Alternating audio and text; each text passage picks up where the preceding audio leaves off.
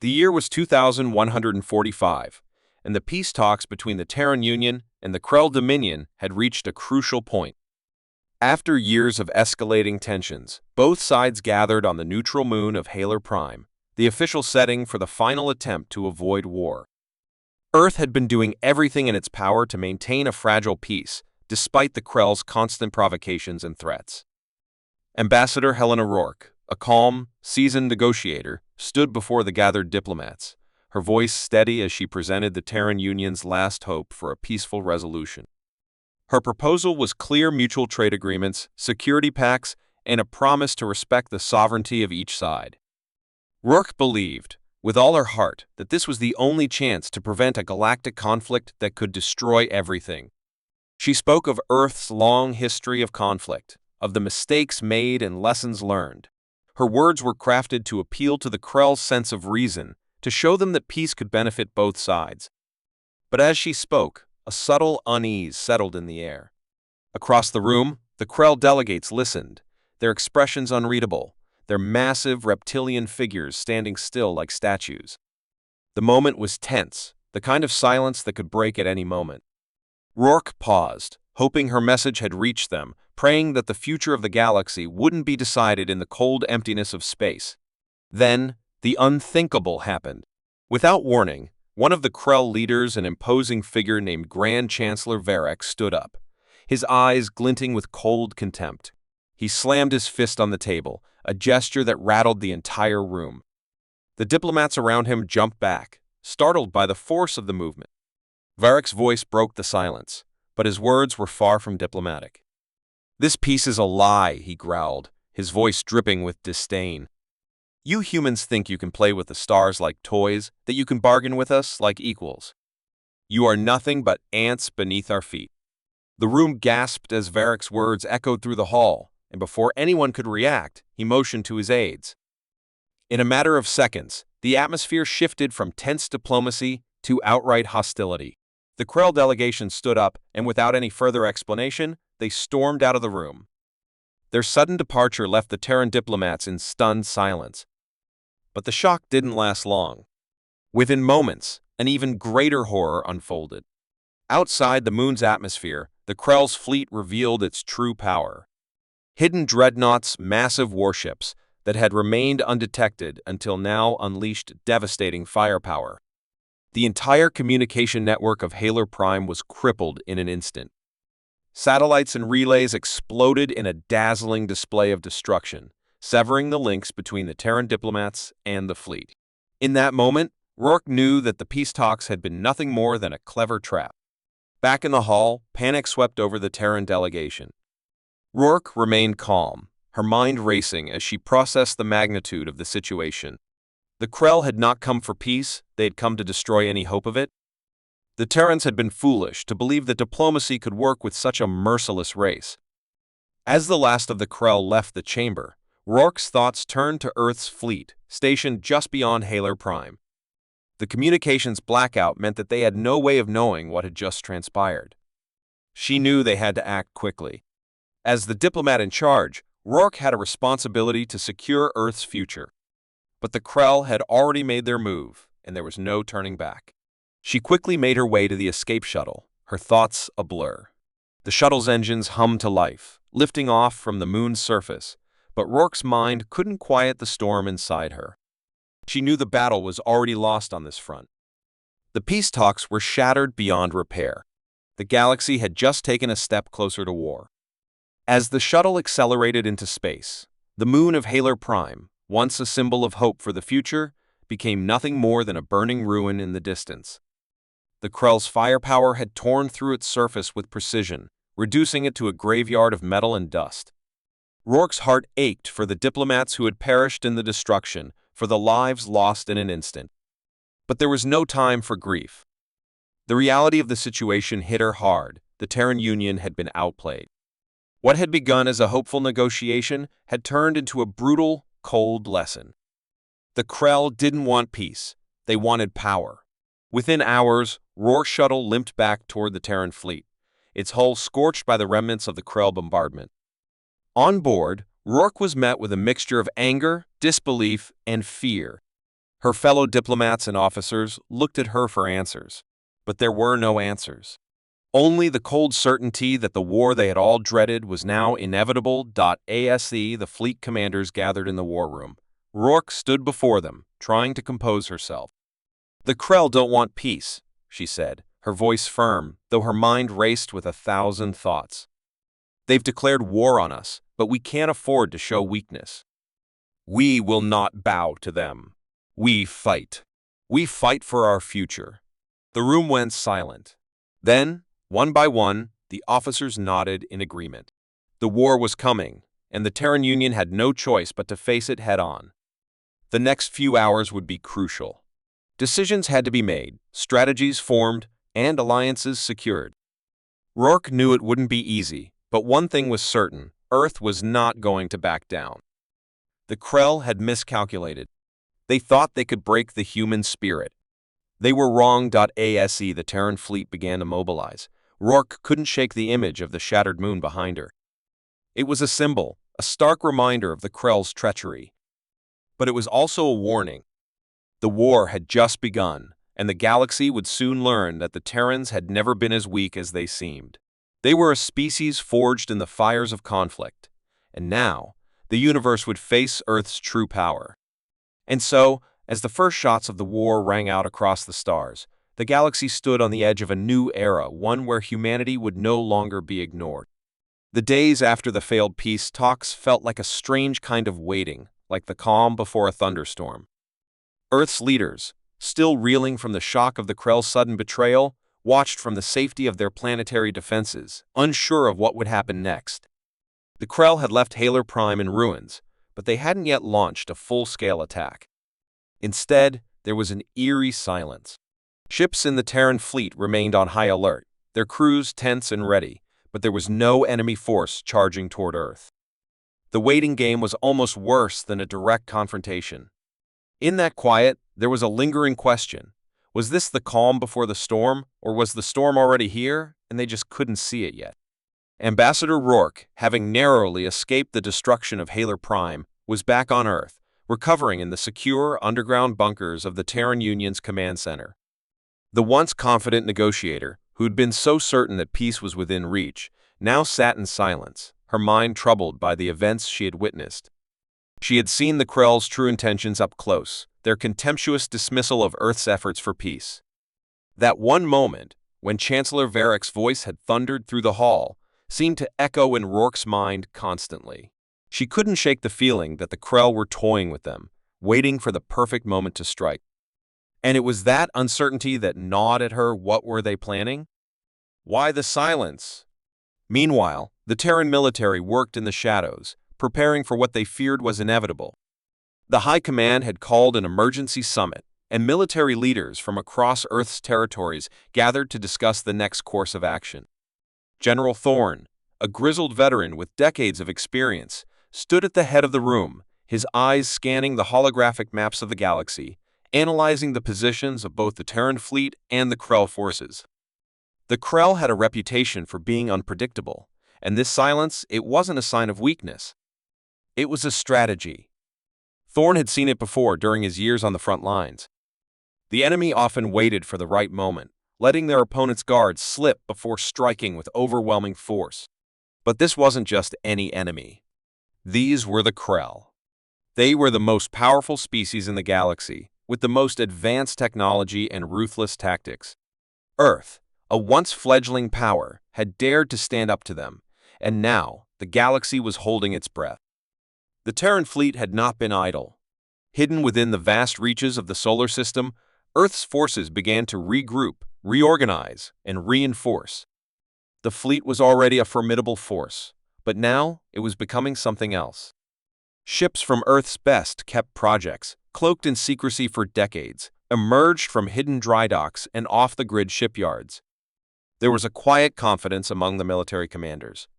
They knew that, while the Krell might have superior numbers and firepower, Earth had a weapon they couldn't predict: human ingenuity. Every Terran ship had been designed with adaptability in mind. Every soldier had been trained with a mindset that didn't follow traditional warfare doctrine. Earth fought with cunning, with surprise, with sheer unpredictability. And this, General Thorne believed, would be their edge. As the days passed, something else began to stir. The outer colonies, those remote settlements that had once seemed so far removed from the galactic powers, started to report strange incidents. Colonists who had always lived in peaceful isolation began to send out distress signals. Terran outposts that had been under Krell occupation for years suddenly went dark, only to reappear, broadcasting encrypted messages of revolt. It seemed as though, in the shadows of Earth's own system, a rebellion was quietly rising. There was no official declaration, no large-scale movement, just whispers of resistance spreading like wildfire across the stars. The Krell had been too sure of their dominance, too certain that their control was unchallenged. But Earth was showing them something else. Rourke, back on Earth and now working closely with military advisors, began to see the scope of humanity's hidden strength. Her earlier beliefs in diplomacy seemed like an eternity ago. There was no more room for negotiation. It wasn't just about survival anymore. It was about defiance. Every minute that passed without a full-on assault from the Krell felt like a victory that bought Earth more time to prepare. But the waiting weighed heavily on Rourke's mind. Was the enemy planning something bigger? Would they strike when they least expected it? The silence in the galaxy, that eerie stillness, only deepened her fear that something terrible was coming, something she couldn't yet comprehend. Then, as if to answer that question, the first signs of the Krell's response finally came. It wasn't a warship emerging from deep space or an armada descending toward Earth. It was a sudden, devastating shockwave through the communications network. The Krell had struck with precision, hacking through Terran defenses, cutting off vital supply lines, and launching cyber attacks that crippled entire sectors. It was clear now the Krell were not simply waiting, they were testing Earth's defenses. They were watching how Earth would react to these small, calculated moves, probing for weaknesses, looking for any sign of vulnerability. Rourke had feared this moment, and now it had arrived. The silence had been a strategy to wear down humanity, to make them question their readiness, their resolve. It was a game of nerves, and Earth was holding its breath, unsure if the enemy was playing it for time or if they were already plotting their next move. But Rourke, for the first time since the peace talks, felt something else: anger. The Terrans had been mocked, underestimated, and tested. And now, Earth would show the Krell just what they were capable of. The waiting was over. Meanwhile, General Thorne's military advisors began to formulate a plan. They knew that the Krell could strike at any moment, but they also knew something the Krell didn't. Earth had been preparing for years. Hidden bunkers, advanced weapons, and military tactics that no one had expected. The time for waiting had passed. Thorne stood in front of the holographic maps once more, his hands clenched into fists. "We're not just fighting to survive anymore," he said, his voice low and determined. "We're fighting to win. And we'll do it by showing them that humanity never surrenders." The military leaders nodded, the tension in the room palpable. They knew the war was coming. It was no longer a question of if but when. And when the storm finally broke, they would be ready. The galaxy had seen Earth's weakness. It was time to show them what humanity could really do. And then, just as the final preparations were being made, the communications network buzzed with a message from the outer colonies. The resistance was growing. It was no longer a whisper, it was a roar. The storm was coming. For weeks, the silence continued, but it was no longer the calm before the storm.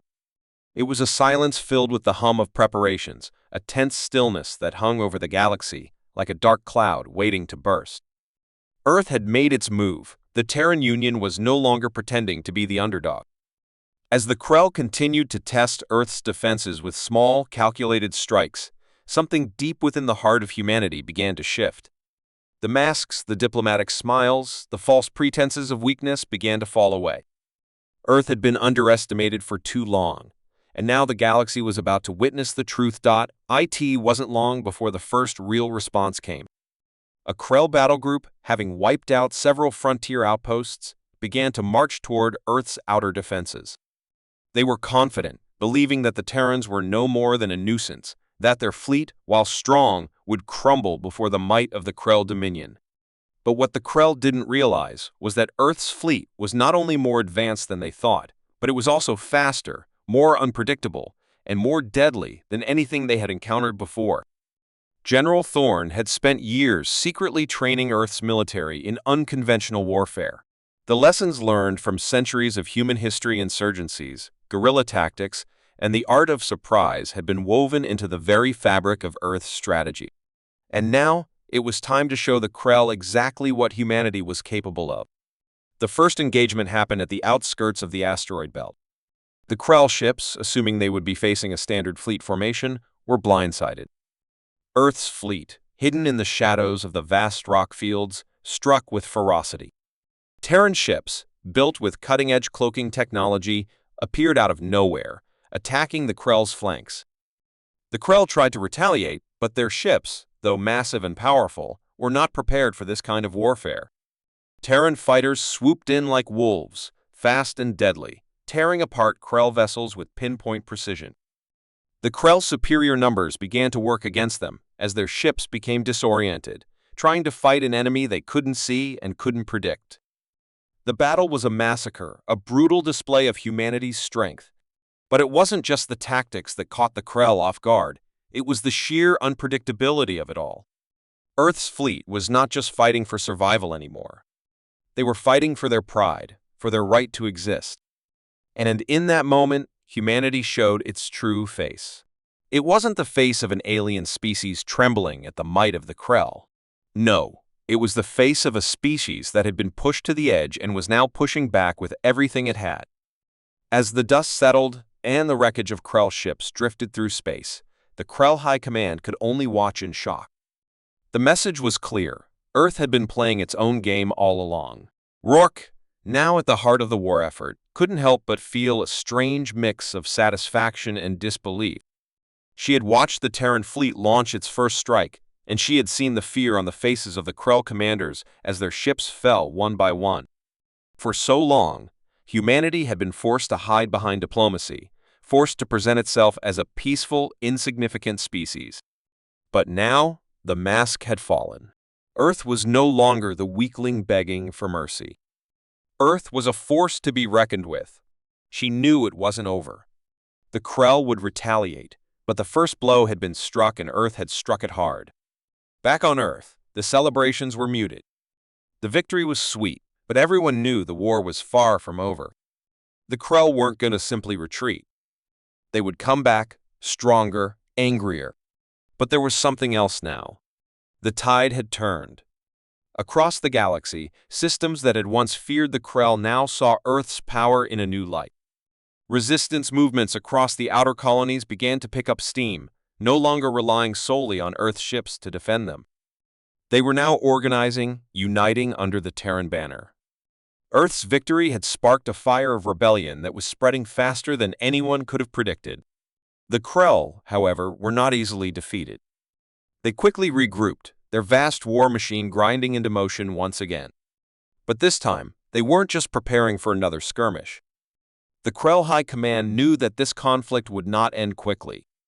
They had underestimated humanity once, and that mistake had cost them dearly. They would not make the same mistake again. Their retaliation would be swift, brutal, and unforgiving. They would show the galaxy that they were the true masters of the stars. On the front lines, General Thorne and his commanders prepared for the inevitable counterattack. Earth's fleet was scattered, but they were more dangerous than ever. Their victory at the asteroid belt had sent a message to the Krell, and now they would send another one. Every officer, every soldier, every pilot knew that the next battle would be the most difficult of all. But they also knew that the enemy was not invincible. They had seen the cracks in the Krell's armor.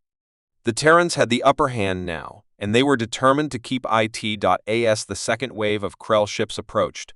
Earth's fleet gathered at the edge of the solar system, ready for the fight that would decide the fate of humanity. The Terrans weren't just defending their home, they were defending their place in the galaxy. The message they had sent with their first victory was clear. Earth would rise.in the quiet moments before the battle began. Rourke stood at the command center, staring out at the stars. It felt surreal, almost impossible, that the species once seen as weak and helpless was now the one standing tall. The peace talks had failed, but something else had been born from that failure. A new era for humanity. And this was just the beginning. The war was far from over, but the galaxy had learned something crucial. It had learned that Earth would fight with every ounce of strength it had. It had learned that humanity's mask had fallen, and the true face of Earth was one of defiance, strength, and unyielding will. No matter what the Krell did next, Earth would be ready. The galaxy would never forget this moment. The war between Earth and the Krell had taken a dark turn. The turning point, though not yet realized, was already underway. After the surprise victory in the asteroid belt, Earth's fleet had become a symbol of defiance, a symbol that the Krell had underestimated. But the Krell, known for their ruthless efficiency, did not stay on the defensive for long. Their counterattack was swift, overwhelming, and far more brutal than anything humanity had anticipated. It came in the form of a massive assault, a fleet of Krell warships, hundreds of them, descending like a storm on Earth's outer defenses. The planets in Earth's system had always been protected by the most advanced military technology the Terran Union could muster. But nothing could have prepared them for what was coming. It was the calm before the storm again. Only this time, the storm was real. The Krell had learned from their previous mistake. Their ships were outfitted with new weapons, systems designed to counter Earth's cloaking technology, their firepower more devastating than anything Earth had faced. General Thorne had suspected this would happen, but even he couldn't have predicted the sheer scale of the attack. The Krell were taking no chances. They launched their strike with perfect coordination, targeting Earth's weakest points, cutting through defensive lines like a blade through paper. Within hours, Terran defenses were crumbling. Earth's fleet had been spread too thin, fighting on too many fronts. The space above the outer colonies was filled with debris, remnants of battles already lost, the stars now stained with the wreckage of ships. Rourke, still coordinating the military effort from the planet below, could feel the weight of the situation. She had watched the Terran fleet strike with everything they had, but it wasn't enough. The Krell were relentless. The silence before the storm had been shattered, and now Earth was facing its darkest hour. For the first time since the conflict had begun, there was a real fear on the faces of the Terran commanders. Could they withstand the Krell's assault? Could they find a way to turn the tide? On the surface of Earth, the population braced for the worst. Sirens wailed across every major city, warning of incoming enemy forces. The people who had once lived their daily lives in peace now found themselves in the grip of war. The streets were filled with chaos as families sought shelter and military units moved into position to defend the planet. In the midst of this, Rourke found herself in constant communication with Thorne, exchanging strategies, calculating potential outcomes, and trying to keep her emotions in check. She could feel the tension building, the pressure to do something, anything, to turn the war in humanity's favor. As Earth's defenses crumbled, the Krell launched their final offensive.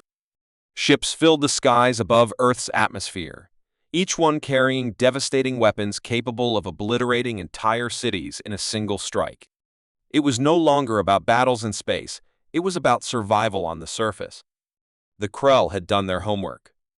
They knew Earth's strength, and now they were determined to destroy it. But what the Krell did not know, what they had failed to account for, was the resilience of the human spirit. In the deepest corners of Earth's military networks, a plan was set into motion. It was a gamble, a desperate play, but it was humanity's last shot. The Terran Union had been working on a secret weapon for years, an experimental technology that could change the course of the war. It had been developed in secret, its existence known only to a handful of high-ranking officers. This was humanity's trump card, a weapon unlike anything the galaxy had ever seen. But using it would come at a cost, one that Earth's leadership had kept hidden from the public. The weapon was a fleet of ships, each one capable of carrying out devastating strikes with unparalleled precision. They were called the Ghost Ships, a combination of cloaking technology, advanced AI, and devastating energy weaponry that could strike from the shadows with lethal force. But there was a catch: the ships were untested. No one knew if they would work under the pressure of a full-scale war. The ghost ships had been designed to give humanity the upper hand, but using them would come at a price. There were risks, massive risks, that could change the course of the war forever. As the Krell advanced toward Earth's last line of defense, Rourke and Thorne made the decision to deploy the ghost ships. It was their final chance. Earth's military had no choice but to use this untested weapon to try and turn the tide of the war. The moment the order was given, the ghost ships activated. Their cloaking systems shimmered to life, blending seamlessly into the backdrop of space, undetectable by the Krell's advanced sensors.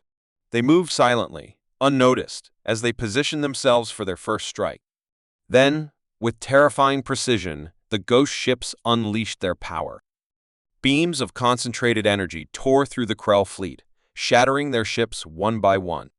The Krell had no warning, no way to anticipate this kind of assault. Their warships exploded in bright flashes of light, their massive hulls crumbling under the force of the ghost ships' weapons. The Terran Union had done it. For the first time in the war, the Krell were on the defensive. But the victory came at a heavy cost. The power required to launch such a devastating strike drained the ghost ship's systems quickly, leaving them vulnerable. The Krell, though taken off guard, began to regroup. They had not been completely defeated. Their anger, their hatred for humanity, burned hotter than ever. The ghost ships, though deadly, could not single-handedly turn the tide of the war. The next wave of Krell reinforcements would soon arrive. On Earth's surface, the fighting was reaching its peak. The skies above were filled with explosions as the battle raged on in the atmosphere. But for the first time since the conflict had begun, Earth felt a glimmer of hope. The Krell had been pushed back. The tide had begun to turn. The cost had been high, but the message was clear: humanity was not going to go down without a fight. Rourke watched the battle unfold from the command center, her heart pounding in her chest. The war wasn't over, but for the first time, it felt like they were winning. The Krell had thought they could wipe Earth off the map, that humanity would be crushed under the weight of their might. But they had underestimated the strength of the human spirit.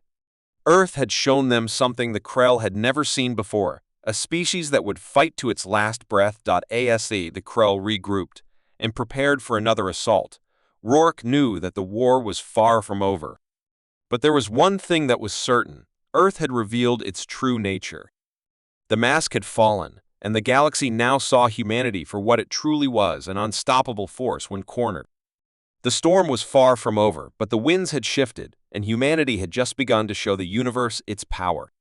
The war had reached its breaking point, and the galaxy held its breath. Earth had made its stand, showing the Krell that humanity was not a species to be crushed underfoot. Yet, as the final phase of the battle unfolded, there was an undeniable truth that rippled through the ranks of both the Terran Union and the Krell Dominion. Earth's victory was not just about military strength. It was about something much deeper, something far more terrifying to the Krell. Humanity had revealed its true face. And that face was not one of desperation, nor of desperation to survive. It was one of untapped, raw potential, an unyielding resolve that the Krell could never truly understand. The ghost ships had turned the tide, but they were no longer enough to end the war. The Krell, now stunned by the sudden ferocity of Earth's attacks, scrambled to reorganize. Their fleet, still large and powerful, had been dealt a blow, but not a fatal one. The Terran Union's latest weapon had bought them precious time, but they couldn't afford to rest.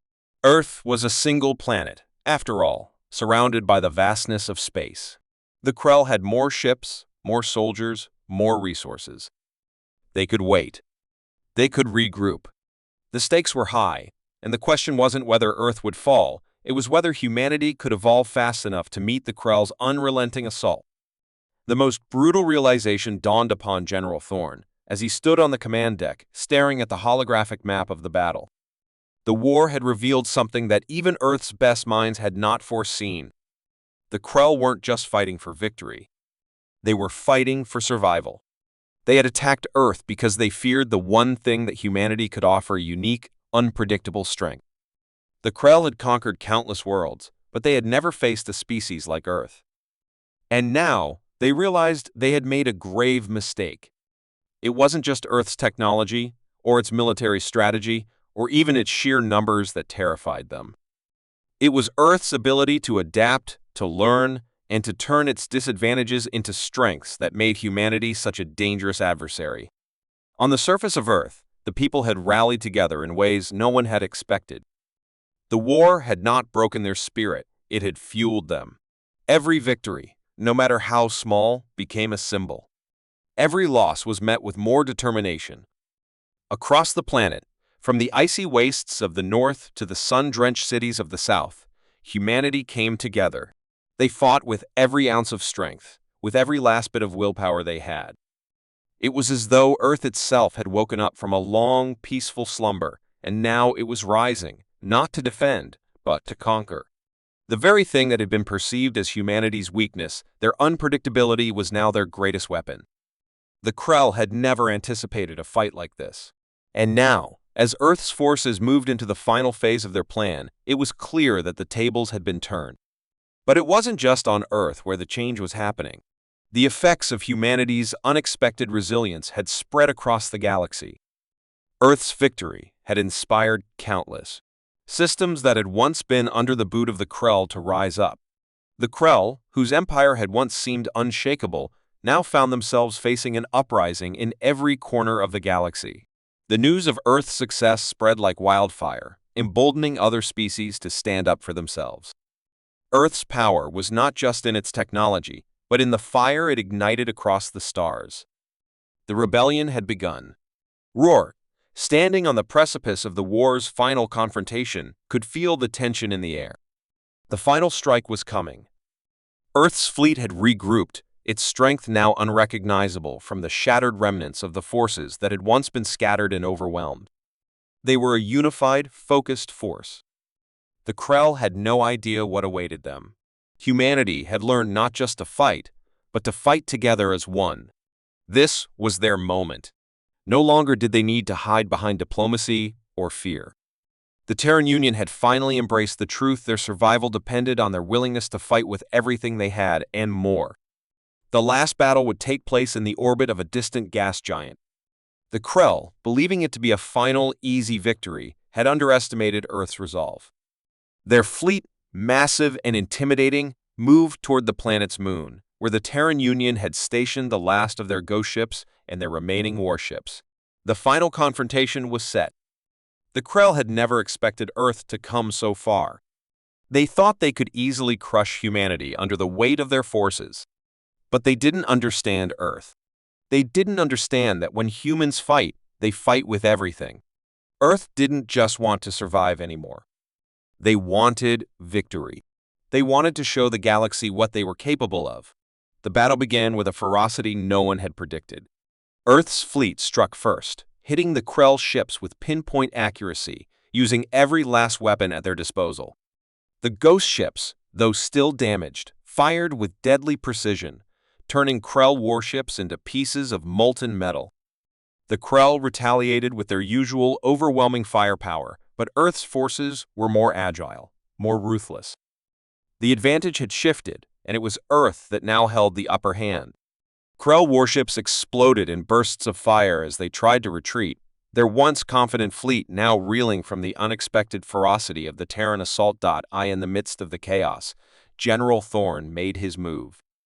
With the Krell scrambling to regroup, he unleashed the final phase of Earth's secret plan, a massive, coordinated strike using the combined forces of Earth's finest soldiers, the ghost ships, and its newly discovered allies across the galaxy. Every ship, every fighter, every missile was aimed directly at the heart of the Krell command fleet. For the first time in the war, the Krell were not in control. For the first time, they were fighting for survival. And they weren't going to win. The final Krell flagship erupted in a burst of light. The galaxy watched in stunned silence. The war was over. Earth had won. Not through brute strength, nor through overwhelming numbers, but through something far more powerful: unity, determination, and the will to fight for the future. The mask that humanity had worn for so long, the mask of the weak, the underdog, had fallen. What the galaxy now saw was the true face of Earth, a species that, when cornered, could become unstoppable. Earth was not just a survivor. It was a conqueror. The Krell had fallen, and the galaxy would never be the same again.